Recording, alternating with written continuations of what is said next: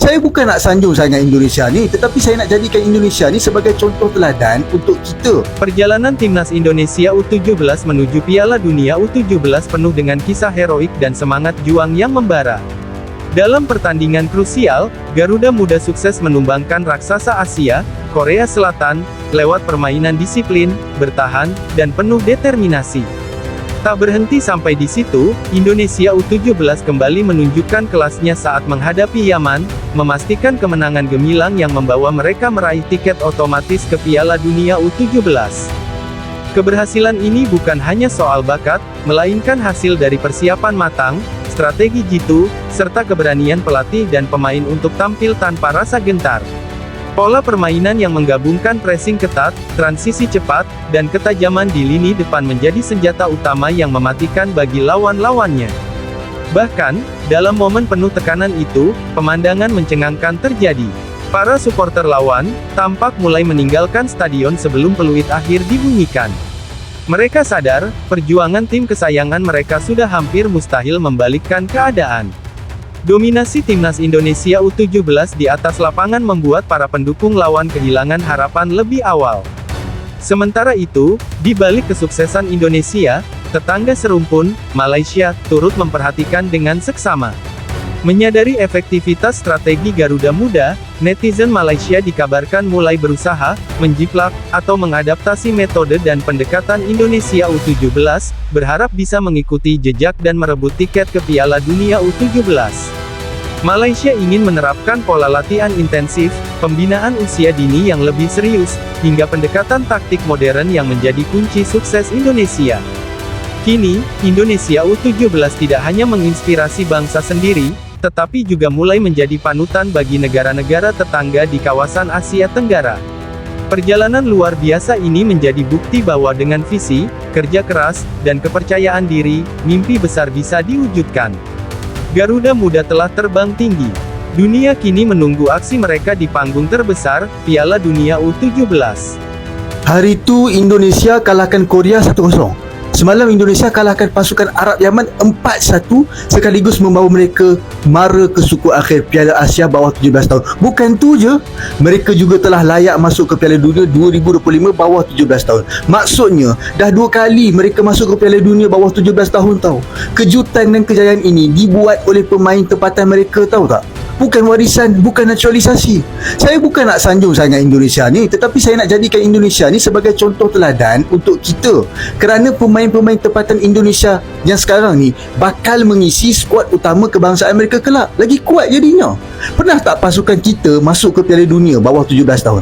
Kalau tak pernah, ini saatnya untuk kita benar-benar fokus pada akar umbi. Dalam masa kita membawa lebih ramai pemain warisan dan naturalisasi memperkasakan pasukan kebangsaan, kita juga wajib menggandakan usaha memperkasakan pemain tempatan sejak di bangku sekolah. Apapun tahniah Indonesia.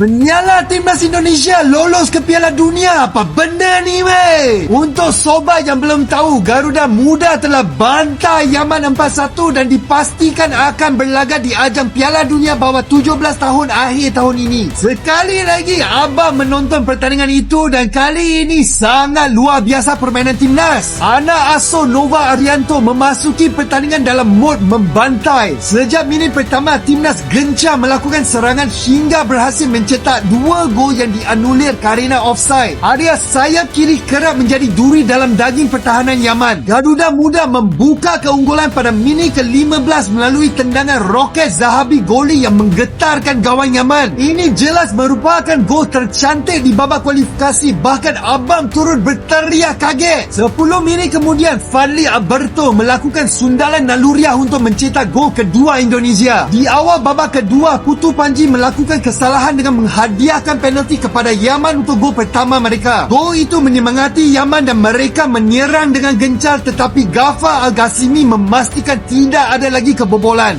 Ivendra kembali menjadi hero timnas saat ia mencetak 2 gol berturut-turut melalui tendangan penalti dan juga counter attack. Setelah itu, Garuda Muda terus tampil apik hingga laga usai. Timnas Indonesia hanya perlu bermain imbang dengan Afghanistan untuk mempertahankan puncak klasemen grup C setelah ini. Jujur saja, Abang tumpang gembira dan semoga ini memberikan dorongan kepada tim senior untuk mengikuti jejak Garuda Muda menuju ke Piala Dunia. Selamat dan sekali lagi teruskan menyala sang Garuda. Apa benda ni wey? Ya, Malaysia dan Indonesia sudah berbeza level di tingkat U17.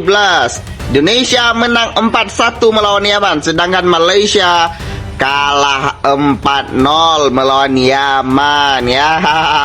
Ini sudah menandakan Indonesia U17 beda level dengan Malaysia U17. Apa benda tu ya?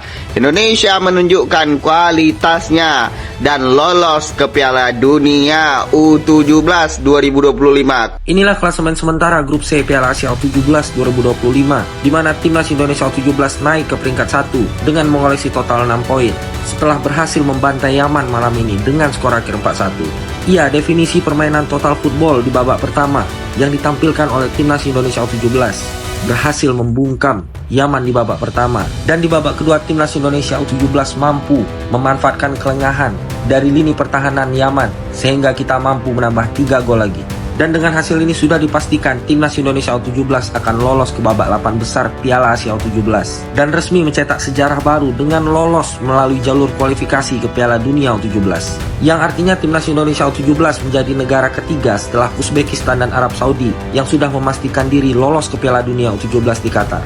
Ini benar-benar pencapaian yang sangat luar biasa. Dan di laga terakhir kita akan menghadapi Afghanistan. Semoga timnas Indonesia mampu mengalahkan Afghanistan agar mendapatkan poin yang sempurna, yaitu 9 poin.